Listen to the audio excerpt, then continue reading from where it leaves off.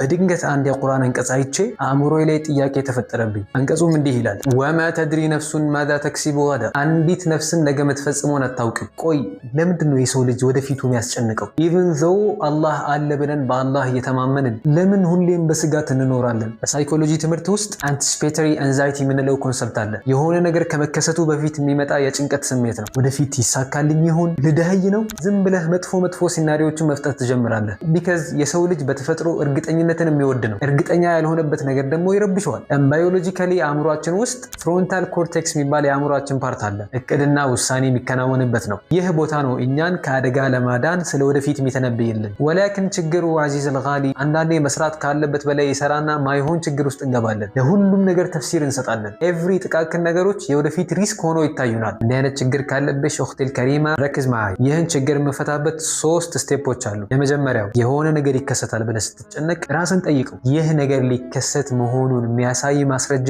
አለ? ሁለተኛው ራስን ማሳመን ነው። ነገ የሚከሰተውን አላውቅም፣ ግን ምንም ነገር ይሁን በኢማንና በአላህ ላይ በመተማመን እጋፈጠዋለሁ። ሶስተኛው and the last ይከሰታል ብለህ ለምትፈራው ነገር ቴክኒካሊ መዘጋጀት ነው። ፕሬዘንቴሽን ካለብህ መለማመድ፣ እንዴት በጥሩ መንገድ ላቀርብ እችላለሁ ብለህ ማጥናት። ወደፊት የሚከሰተውን ነገር ስለማናውቅ መስጋታችን ኖርማል ነው አዚዝ አልሐሰን። ያ ግን ከባድ የመጨናነቅ ሁኔታና ተስፋ መቁረጥ ጋር ከደረሰ ችግሩ አንተ ጋር ነው አዚዝ አልሐሰን። say after me ቁል ለን የሲበና ኢላ ማ ከተበ አላሁ ለና። ለነገ ያለን ኢማጂኔሽን እና ለሱ መስራት መሃል ጥሩ ስምምነትን መፍጠር አለብን። take your time and sleep on it። ቪዲዮንም ሼር አድርገው። ከዘወዳላል ኸይሪ ከፋይደ